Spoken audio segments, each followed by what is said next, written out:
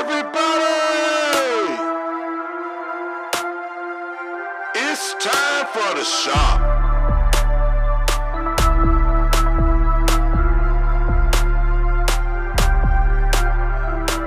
Everybody,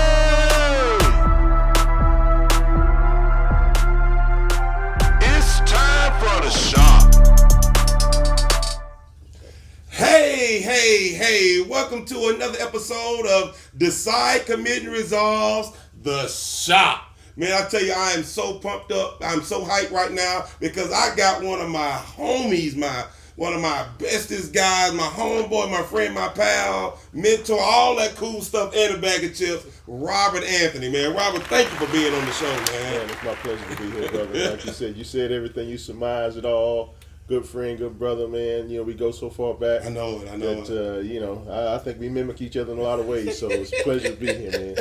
I tell you, I met Robert years ago at the church. We both go attend Bethlehem Baptist Church, so we met years ago. He just pulled me in under his wing, and he's always been a good friend. So I'm glad that you're here on the shop, man. Hey, man, just glad to be here. A blessing to be here. Good. So, Robert, we want to start digging into this thing. But before we dig into it, we're going to let you guys know what our topic is today. And our topic today is surviving childhood without dad.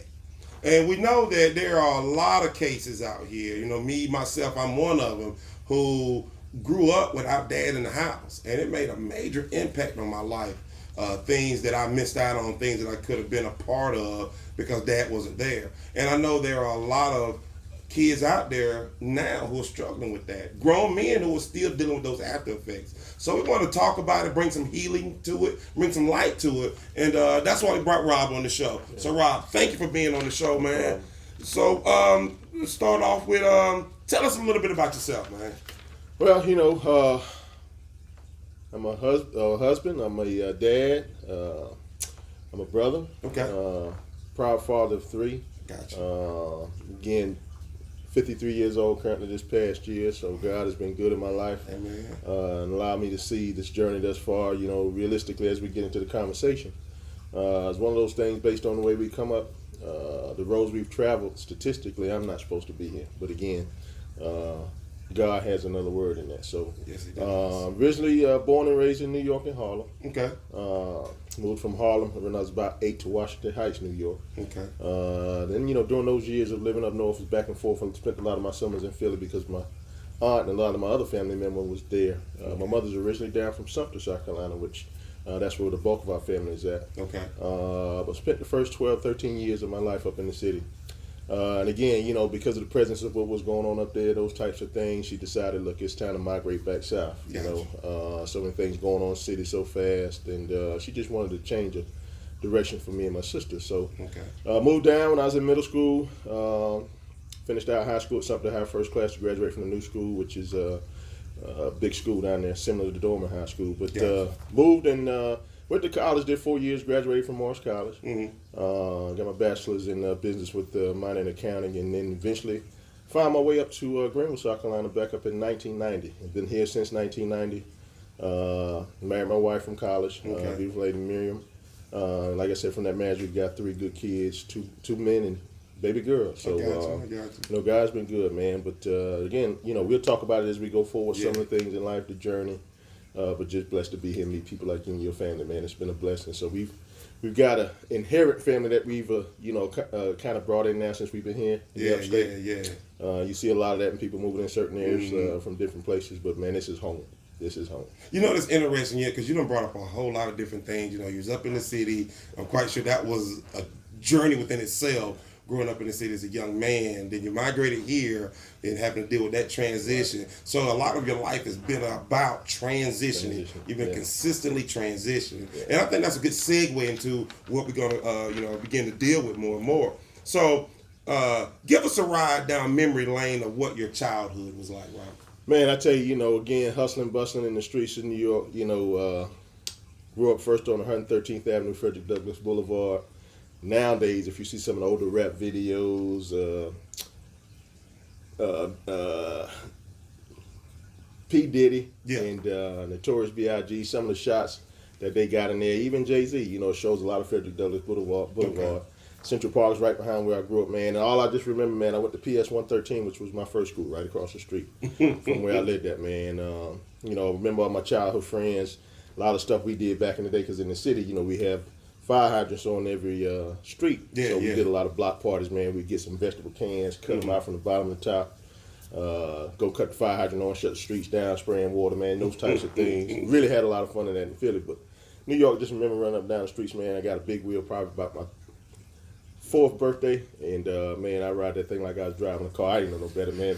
But those were a lot of the fun times to remember. Then when we moved to Washington Heights, different side of town, obviously, you know, once I went over to that side of town, a little bit different area because you had a little bit more diversity over there as far as Latinos, blacks, not so much like Harlem, but so when I remember living up there, we lived on a high hill, man. Every time me and my sister had to walk to the bus stop, man, we had to go way up this hill just to catch the bus at the top of the hill. But, Yeah. you know, at the end of the day, I get home, man, I try to get me a skateboard and just come back down and kill myself, and all I hear is my mama calling me. You know, we got alleys in the city, so you hear that echo, man, in the city. You know, you better get your butt in that house. But, you know, that and then transitioning to Philly, man, love Philly, man. That's probably, to be totally honest with you, with all the time that I spent here in the South and in New York, Philly has been my destination because I just had so much fun over the summer. I got Me you. and my cousin doing so many things, man. Remember being ball boy for the Sixers, and then just, you know, eating Philly cheesesteaks and all that kind of stuff, man. But, you know, fast forward, man, you know, I just reflect on those days and those times. Yeah. And that's what I remember a lot. And then obviously coming south, the biggest transition for me was once I got here. Yeah. No tall buildings, you got trees, man. And literally, I was shell shocked for a little while.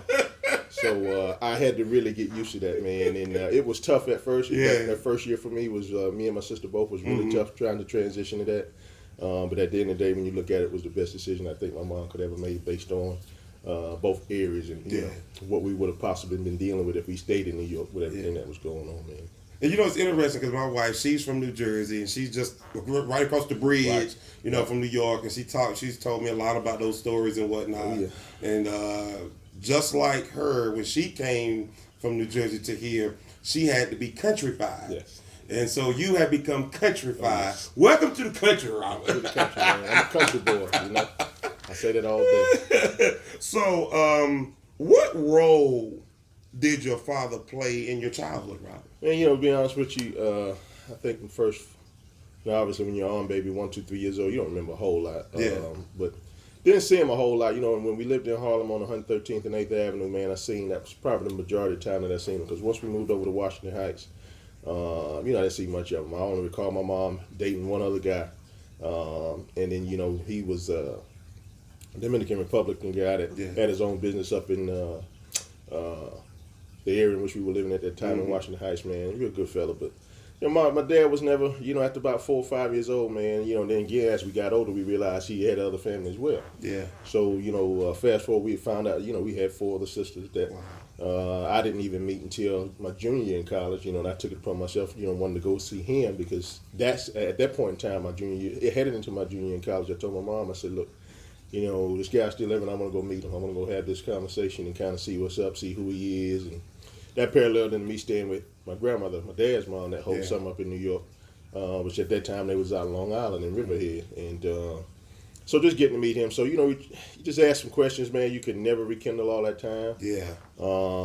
And we just got to talking, but, you know, very little time in which I had to do anything as far as nurture. I do remember some things vividly, you know, when I was little, that, you know, it was a bar across the street. My dad was one of those big time name guys in town. So we'd go across the street to the bar. I'd be in there playing little pinball machines, Coca-Cola. So you kind of remember that stuff because, you know, that stuff don't go away. But Exactly. just short periods of moments like that, man, was all that I recall. Yeah. And you know, like growing up without my dad being physically there, there were, you know, so many times when you got the phone calls and, you know, Sadie would come and didn't show up, or the times where he would come and stay for a couple of hours and leave. You know, it like those few hours seemed like they were magical almost, but when he left, it seemed like he would always take a part of me with him. And there was always that void. There was always that pain that was left there because, you know, I would see other kids in the neighborhood with their sons. I mean, with their dads, but not me with mine. So it made a major impact. So was this the norm for most kids that grew up in that area, Rob? You know, I often tell a lot of the young children that I'm around today, particularly those who come up with my kids, and particularly in our church. And we both go to the same church. Yeah. And I often tell them how blessed they are because a lot of them have two parents in the home. Growing up in my family, you know, aunts and so forth and so on. You know, some of my cousins, none of us had a lot of that. And in the city, yeah, you saw a lot of single parents because, again, my mom moved from South Carolina when she was 11, 12 years old. Her and two of her cousins, man, they just took a chance, went up north, and started doing border houses, working, raising themselves, man. And next thing you know, they were there for 30-something, 40-something years. Wow. So they pretty much raised themselves, and we were in the area for the most part, you know, kind of like when you're watching Good Times, stuff like that. You know, you're in poverty, project housing, things of that nature, just trying to find your way. So, yeah, you found a lot of families, a lot of us that grew up, you know, pretty much just single parent individuals and things of that nature, man. But, you know, we collectively, because we all could have, you know, kind of understand each other a lot more based on those types of things. We got along so well. We knew what each other either missed or needed. And then, you know, as a group, man, with kids growing up, so forth and so on, we just, hey, man, we made the best of it. And, you know, guys, that's real interesting to understand is that when there is no dad, the kids will just do what they need to do to try to survive. But you know, this message really kind of towards these dads, guys. If just know that your children need you. If you're not there, it is so important that you be a part of their life. You don't have to be in the home; just be there because they're counting on you. They're counting on all of us. So, Robert, did you ever find yourself feeling alone or abandoned or even empty? You know, man, I had such a strong mother, God bless her soul. You know, she passed in 2008, but she was, man, she's, and you know, you're familiar with that too. She's my catalyst, man. You know, again, didn't have the male figure to look up to, but I think one of the things coming up that I kind of did with myself is, you know, I made myself understand that because there were no role models. I had one uncle, my mom's other brother passed when I was 2 years old, so I never really knew him. And then my other uncle, you know, he was between New York, Philly, so forth, so on, and he was around a little bit, but not as much. But I yearned for the opportunity to try to have a presence of older men in my life, to try to just, if nothing else, knowing that if I would one day grow up to have some kids, you know, where do I get the blueprint for understanding how to do what I needed to do? You know, man, my mother was, you know, God, you know, such a strong woman in so many different areas in which she closed the gap for me. And again, not necessarily from a male's perspective, from just all around street knowledge. The things she knew about how to tell me this and that, what to look out for, man. You know, I paid so much attention to her. To be totally honest with you, man, that gap that I thought I would miss because she was there so much and she was so hard on us, it made up for a lot of it. She really didn't give me time to think about it. You know? So that's what that was about, man. And, you know, so she was just, you know, God, I think God blessed her with so much wisdom, so much opportunity to understand how to raised me and my sister in that facet of knowing. And, you know, kind of something what you said earlier in the conversation when you talk about, you know, the male not being there and, you know, what do you do? How do you make up for that perspective when, you know, your dad's not around? And again, when you talk about the female or the mom perspective, you know, some of them shy away from it, or some of them will do things like try to close the gap, just try to bring somebody in to make the fit for it. Yeah. And sometimes that's one of the worst things you can do. Yeah. But again, just depends on how it works out. You know, when we look at that right there, as far as mothers who had to be both, mom and dad, as I think about it now, that's a lot of pressure that was put on them, trying to fill those holes. Exactly. They really were not built to fill, but God graced them to fill them. And when I really look at it, it hurts me because so many women are dealing with this right now today, having to raise 3, 4, and 5 kids all by themselves just because dad chooses that I don't want to deal with them no more. Guys, I hope you understand how serious this is. These young kids, they don't deserve it. They really don't. Robert, so did you ever feel any anger or resentment? Oh, excuse me, let me go here. What impact did this have on your teenage years with dad not being? You know, as you get older, you start going through puberty, all those types of things, and you know, sometimes you think you want to lash out at some things because, you know, you see friends as you get into those teenage years with dads, and then you start wondering, you know, some things you really can't conversate with mama with. You're right about that. And my mom was a realist, and she will always tell me, I can teach you only what I can from my perspective, but there's some things I can't teach. Mm-hmm. So again, I had that blessing from her with that. Was she was upfront and she was real and honest with me, and she said, she was just hard, Bruce. Get it how you can, okay? And so I took it seriously, but again in a positive way, not necessarily doing some things I had no business doing, man, but.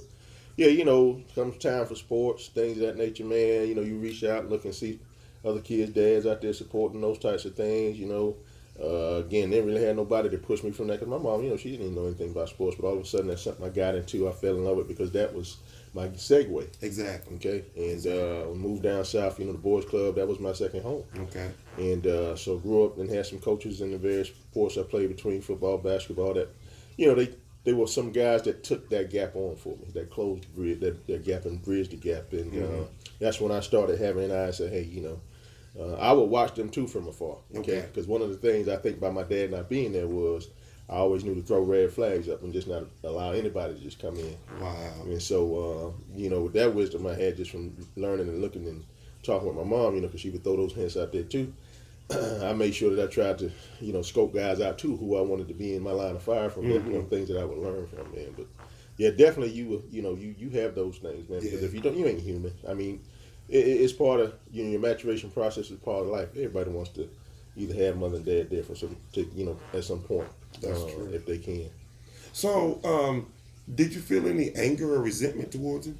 Like I said, my junior year in college when I did go home for that summer break, and I told my mom, I wanted to go up here and find her. Okay, it was one other time I went for a weekend venture back in school, but it wasn't long. But I said I need to go spend some time and figure out what was going on. You know? As I jumped on that Greyhound bus, headed up, man. Greyhound was like taxi cab to me. One of the funniest things when we moved south, me and my sister, we used to catching cabs. We catch the L, which is a train, all that kind of stuff. So we get down here, man. I go from one side of town to the other in the cab, cats around here start joning you, man, you poor. And I'm like, what? So we were just sitting there laughing, but, after a couple of years, like, oh, yeah, we poor. We catch the cab. But, I went up there that summer, man, and he actually picked me up from the bus station. Wow. Okay, and I got in there probably about 1 or 2 o'clock in the morning. Mm-hmm. He was staying at like these hotels where you could stay 4 or 5 nights at that time. Yeah. Right? And so I remember it like it was yesterday. Okay, we got in the room that night. I put my bags up. I was tired from the long bus ride. And, man, I had my head up under the cover, acting like I was pretending I was asleep. And I saw him over in the corner. He was smoking a cigarette. So in my mind, man, my mom, she's geek, she's crazy, and I learned so much stuff from her. But I'm saying to myself, I don't really know this cat. But I want to lash out and just say, hey, man, what happened? What went on? So me and my crazy self, I'm sitting under the cover. So I seen him over there from a distance, man. I guess because he never saw his son and it's been so long, he was just smoking a cigarette and shaking, And I guess all that time's passed, man, and you realize that lady took care of your kid. You got a nice looking kid here. Looks like he got some sense. He done well, but you wasn't there. So maybe, combination of all that was going through him. But a second later, I just jumped from under the cover and said, hey, man, what you shaking over there for? And in my mind, my heart racing like, I don't know, this dude here might clock me or something. We broke down and we had that talk, man. And it probably went on about 4 or 5 in the morning. I asked him, I said, hey, man, what happened? I'm not here to sit here and judge you or nothing like that. I said, I'm just going to tell you from the rip. Mom did a heck of a job, me and my sister, okay? And I said, you'll see her because she's coming up within another month for the rest of the summer. I said, but, phone calls like you mentioned earlier, man. Get those phone calls. Yeah, I'm going to do this, I'm going to do that. You're going to send you, it would just be so many lies, man. And it got to a point my mom was like, look, I'm cutting it off. And I understood it, but talked with him and, he tried to tell me like, most other people say you wouldn't understand. That's all you ever get. You wouldn't understand. So, I felt the need that, if that's where it was, that's where it was going to lie. We had that a few months that we tried to bridge the gap and talk and try to get to know each other, and that still really didn't go as much as I thought it would because again he be in and out of his zone. So just went and enjoyed that summer with my grandma, man. Got to spend time with her and my sisters and recap some of the love that we never had. And but it's it can get you to that point. Yeah. And it's interesting. You said a lot of good things, Robert, and it really makes me reflect on me as a young child and me as a father, because on both sides, dealing with how I, grew up, I said that I would never do the things that my father did to me. And I found myself doing some of those same things, you know what I'm saying, with missed phone calls and not showing up when I was supposed to. and I understand not just the hurt from being a child, but the hurt on the father's side that he's inflicted. Right. And so, young men out there, I want to tell you that it's real hurt. And I know you may be hurting, or you may not care what your child does, and it really will impact what type of man they become. So I encourage you, please reach out to them. Please reach out to your children. How important is it for a family to have that dad to be a part of their life or to be active? You know, and I take that from a couple different perspectives, man. You know, just seeing my family, my kids. You know, one of the things, no one gonna ever be perfect. That's never the goal. You know, you try to be as best you can, obviously with the guidance of the good Lord above, and then you know some guys around you that you learn things from, because you're not gonna know everything as a man, as a dad. Some of your best attributes, you know, you do learn along the way, but you learn from watching others as well. I notice with my kids, man, you know, when they come home or when I'm around and when I'm supporting them at either the school functions, man, spelling bees, or, you know, singing with the choir, those types of things. Obviously, my two young men with sports, and now with my daughter getting into cheerleading, those types of things, man, just to be there. If it's nothing but picking them up, you know, every now and then when my wife's not cooking, going to get something at Burger King or Zaxby's, whatever it is that they like to do. Just the small stuff, man. You kind of realize that. I know one time when I was working with this one particular company and I was away for a couple months on projects, you know, you get these phone calls all the time, particularly if I'm busy and I forget to call them based on the workload. And then they get that return phone call calling you, hey, Dad, hey, Pop, what's up, what you doing, miss you, this and that and the third. You know, it really makes you realize that you've got an impact and what you've done important to their lives. And some of the other things, you know, I noticed when on days off, you know, when I would go to the schools or I read to my kids' classes, man, it's almost like sometimes, you know, it's one thing I made my kids understand, and they saw it, you know.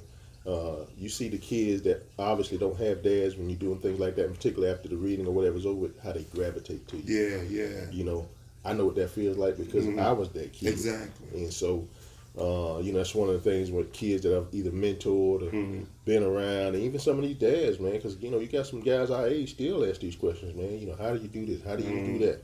A lot of times, even with you, like I tell you guys, I'll send my son, or send some of y'all, I'm sorry, to my sons, and have y'all asking questions, because guess what? If you're realist, they're not always going to engage with you with everything. True. Okay? But I know if I send one of my best friends or my partners or somebody that I trust to be able to get some guidance into my kids and say, hey, man, you know, and it's not to come back and tell me that, you know, that you told me that, but at least give me some opinion and making sure that I understand, hey, there's some things that I can still curb and do better. And that's, you know, that's real, man. So I do appreciate seeing some of the love that I get back from my kids, man, and how profound they are with making me feel like I'm doing something good as a dad to them. Well, I'll just tell you this. Well, having your son Dante on the show a few weeks ago, I can tell what impact you had. He recited things that you told him, stuff that's ingrained. You know what I'm saying? How he talked about his work ethic, you know, as far as sports, as far as, you know, classes are concerned.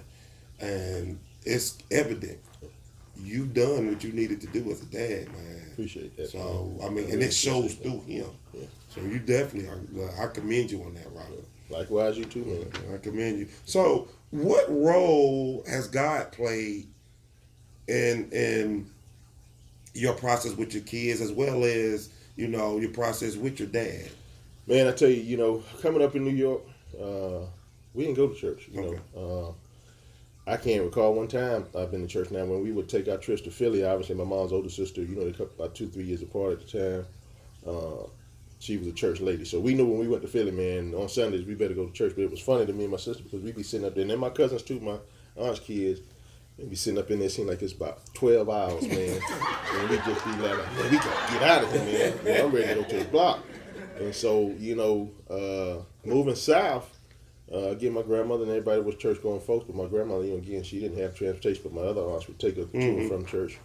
And there were several times I would go to church with some of my aunts, but where I really got in touch with understanding what church was about, things of that nature. Actually, in my years of college, I was singing on the choir at college outside of playing sports and things of that nature. And again, going to Morris College, which is owned by the Black Baptists. Part of what I did, what we had to do with our president, you know, we traveled to all the Black Baptist churches, man, who really the ones that own the college. And so Of course, coming up here to Reedy River, Springfield, those types of churches and all throughout the state, man, started to give me that grasp of understanding, you know, the Lord starting to play a particular part in my life, and event, if I know where I need to get, that's who I got to have. That's right. So I don't look back and blame my mom things, and they're just different for everybody. When they receive the Lord in their life, it's going to be different for everybody. At that time, I still hadn't committed myself to Christ. But I was going to church, and obviously when I met my angel, who's my wife, she grew up in the church. Okay. That's all she ever knew, you know. Then when we finally got married in '94, man, her coming up, we went to a couple of churches up here.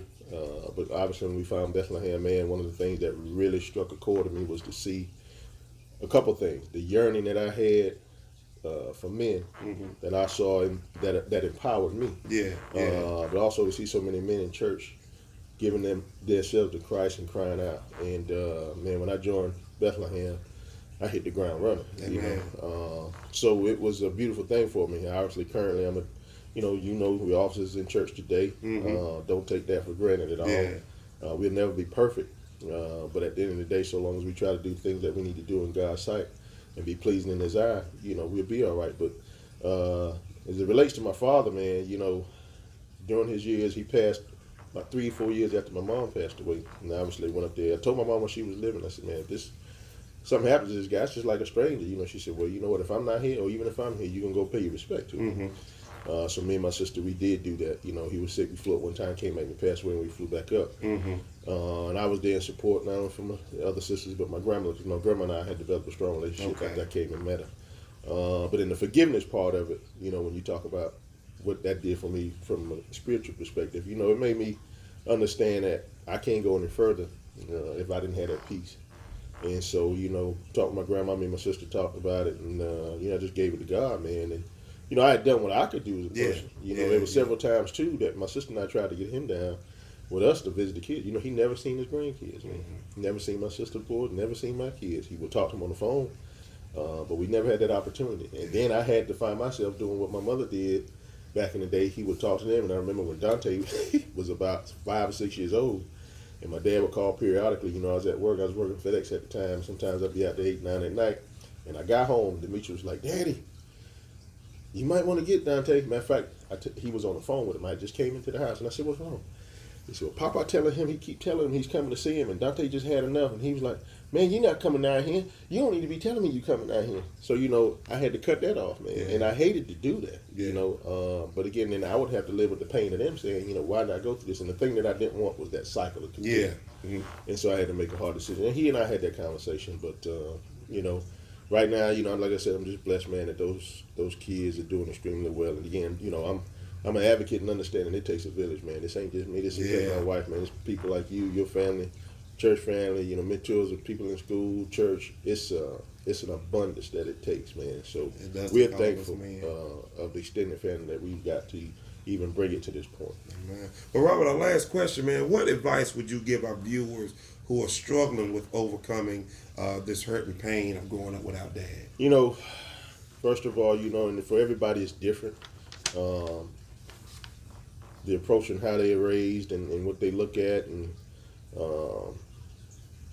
you know, the expectations of where they need to go in life. You know, one of the things I would just say is, first of all, you got to give it to God. You got to have Christ come into your life, because you can't figure it out on your own. You know, as long as you got a good supporting cast in your corner, you know, you have to talk through it. Some people may, you know, need to fall to the counsel. It just depends on where you're at with it. Again, I take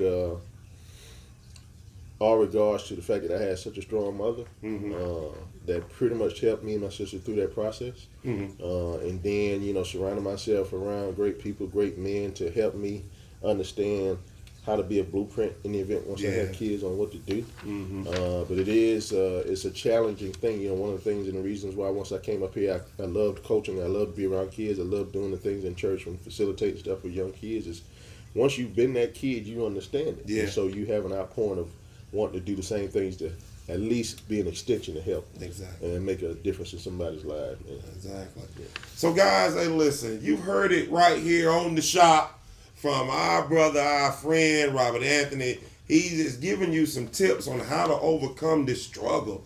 I've been there. I've been, you know, the kid who was struggling. I've been the dad who inflicted some of the pain. I know both sides. And what it all boils down to is that we need our dads. We need them. Dads, your kids need you. And for those older men who are still struggling, Rob mentioned counseling. Please, please, please get that stuff out of here and out of your heart. Talk to somebody so that you can begin to grow and you can help someone else. Robert, again, thank you.